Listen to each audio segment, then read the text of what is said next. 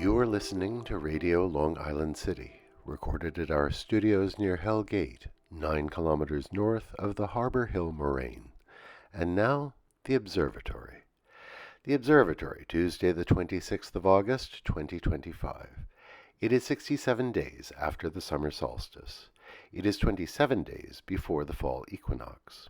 As the U.S. Open is in its second week, men's and women's singles first rounds wrap up today. By the French Republican calendar, it is the 9th day of Fructidor, the day of the réglisse, of licorice. The sun rises today at 6:17 a.m. Solar noon takes place today at 12:58 p.m. The sun sets today at 7:37 p.m. Civil twilight ends at 8:05 p.m., and nautical twilight ends at 8:40 p.m. The length of daytime today is 2 minutes, 32 seconds, shorter than yesterday. The moon is in its waxing crescent phase and is 12% full at midday. The first quarter will arrive on Sunday, the 31st of August. These are the predicted tides today for Horn's Hook. In the middle of the night, high tide, 12:45 a.m., 1 meter 52.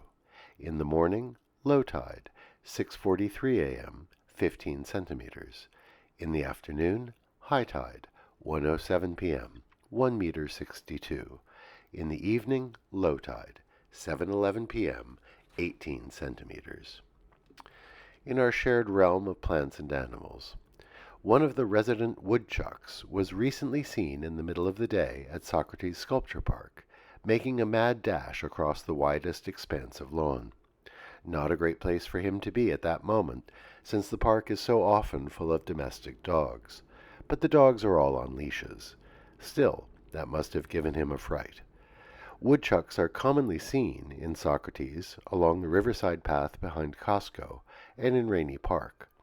According to Socrates Park's Director of Park Operations, they live all along the edge of the river. And since the park doesn't open till 9 a.m., and there are plenty of bushy areas along its perimeter, it's a good place for an intrepid urban woodchuck. Commemorations. On this day in 1873, the first public kindergarten in the United States opened in St. Louis. It was created by Susan Elizabeth Blow, an American educator who had studied the techniques of the German education reformer Friedrich Froebel.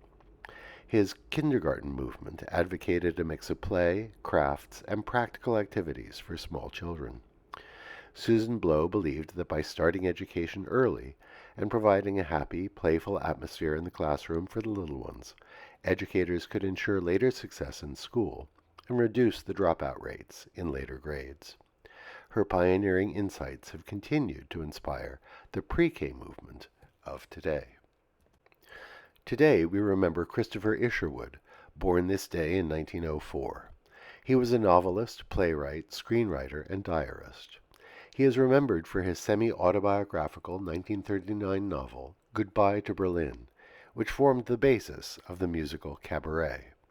His 1976 memoir, Christopher and His Kind, was a groundbreaking account of gay life in the middle of the 20th century. Born in Cheshire, England, he traveled widely, eventually settling in Southern California. He was lifelong friends with the British poet W. H. Auden.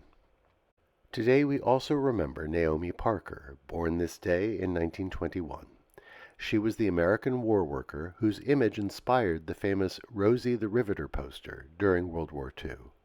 At the outset of the war, she went to work on aircraft assembly at the Naval Air Station in Alameda. A photograph taken of her on the shop floor was published in the local press.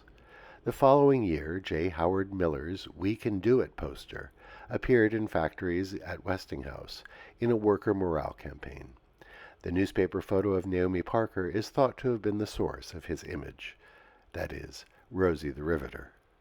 After the war, Parker worked as a waitress at the Dollhouse, a restaurant in Palm Springs. She died at the age of 96 in 2018.